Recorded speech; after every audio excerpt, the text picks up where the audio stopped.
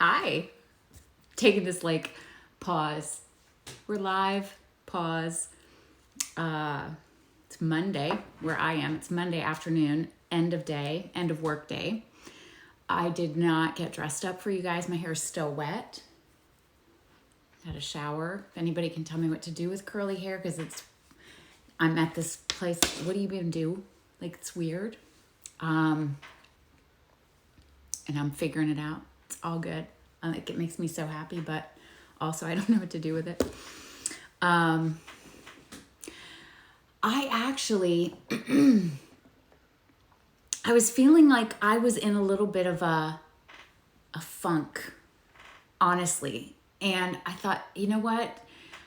I want to talk about when we're in these funks, and because you might be in a funk or you might know what it feels like to be in a funk, and I just want to talk about what do we do when we're in a funk, and how that awareness of being in the funk is actually a really important and beneficial thing.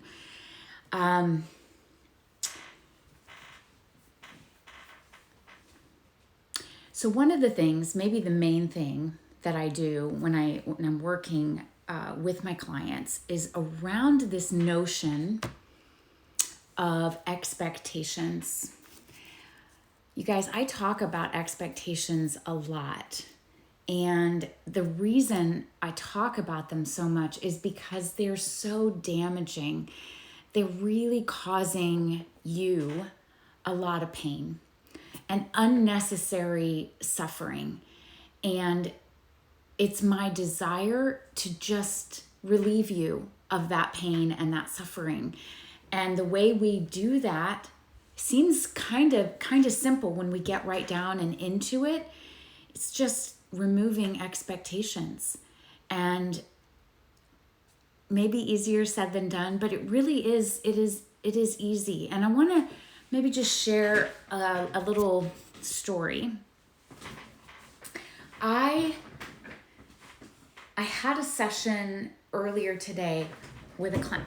My chair, you guys, is on rolly wheels, and they never, you might notice, all in my videos, I'm literally holding on to the desk, gripping with my toes under the desk, trying to hold on. There I go. I just rolling back again.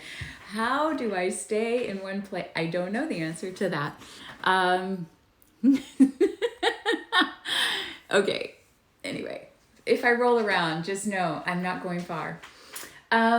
Anyway, I was talking with a client earlier today in a session, and this client mentioned a certain aspect of their experience right now in context of the work that we're doing together. They've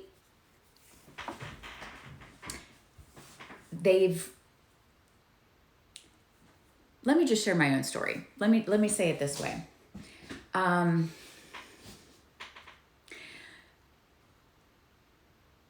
It is really common. In fact, I would suggest, this is just coming from me, but it seems like literally everybody I know, certainly everybody with whom I've worked professionally, and really everyone I know personally, but only everybody. So only 100% of the people that I know, and I include myself at the top of this list, was given from external sources, which could be our parents, could be, that's usually where it starts, is that we're given a set of rules or a set of, really what I'm going to call expectations.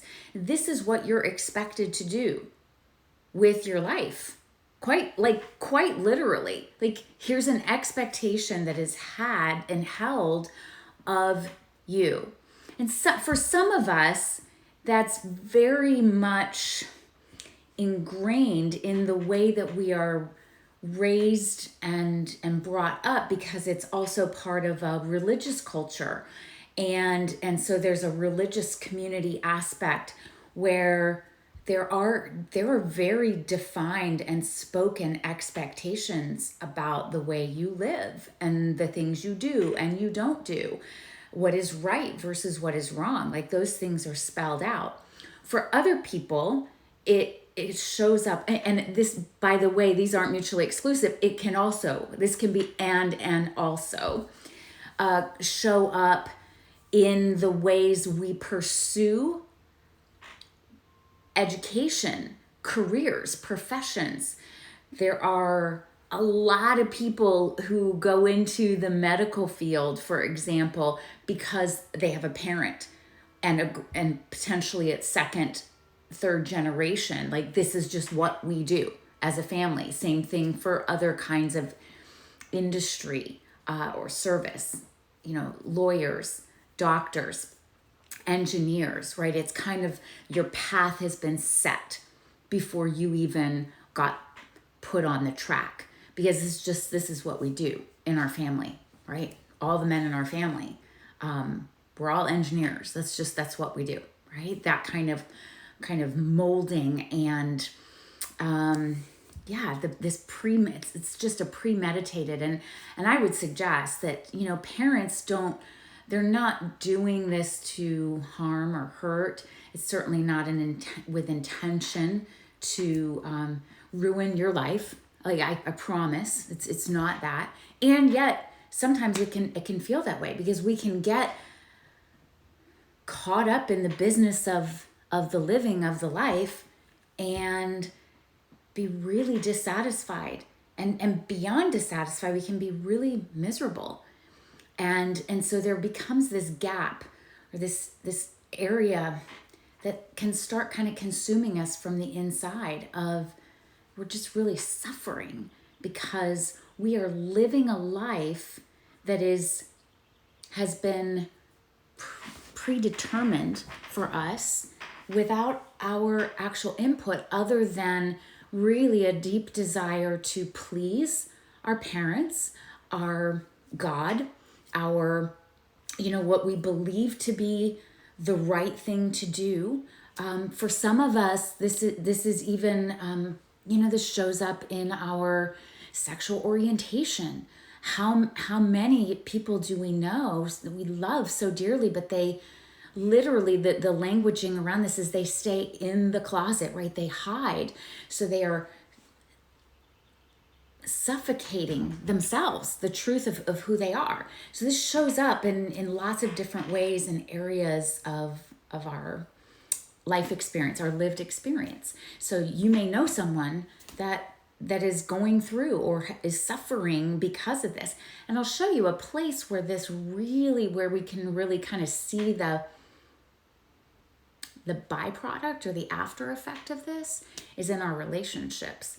Because oftentimes when someone's hurting on the inside, they take it out. Like it gets projected. We just project that hurt and that pain onto the people closest to us.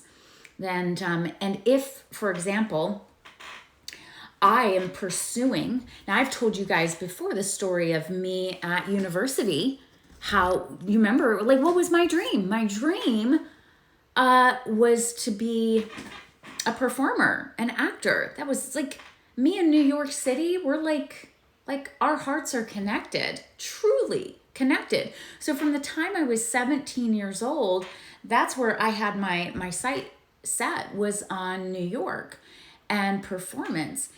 And when my dad caught wind of that, because I shared it with him, I was like, yay, I've declared theater as my major. I couldn't be happier, and expected he would just be equally delighted and excited for me. It was actually the exact opposite of that, right? His response was not even a response. It was a reaction to my joy, was actually in saying, yeah, that's not your path. Arminda, that's not the direction you're going to go. And I don't know the language your parents use, but it could sound something similar to that, right? Like suddenly, even though I thought I had a choice, it turns out I didn't, right? This was my interpretation of the experience. And many, many, many, many, many of us have a shared similar experience where we have made decisions and are living them out loud, whether that's our schooling, whether it's our career, profession, whether it's the marriage that we're in, the religion, the faith that we're following, the sexual orientation that we're claiming and showing on the outside to be who we are, when on the inside we're not that thing, or we're disconnected from that thing, or because we are that thing on the outside, our inside is really struggling because it's not the truth of who we are. And all of those outside experiences, circumstances, are expectations of someone else. So we're living out someone's expectation, meeting someone else's expectation of our life. And then interestingly, and not surprisingly, we turn around and we do the same thing to our children and to others around us. We do this at work. This happens all the time, all day long in a workspace where the people in charge, the bosses and, management, they put expectations on employees. And so we're living into expectations rather than operating from a space of freedom of thought, freedom of action, personal, and what I refer to as self-honoring, right? What is myself with a capital S? Who is myself? What does she want? What choice does she want to make? And how does she want to respond to this and show up in this situation? Does she want to show up at all here? Is this even her space? Are these even her people? Is this her path? So I feel like I'm getting kind of long here, but in this earlier session that I had today, I'm just going to leave you with this. We can fix this. I want to know, like, there's nothing broken. There's nothing inherently broken or wrong with you. It's just simply a shift in perspective and an awareness and a return to self. That's all we do. It's a redirect. Okay. So that seems simple enough. And in that, I will say there comes a deconstruction phase, and that can be hard. It can feel painful. It can feel disorienting because all that we've known up until now is what we've been given.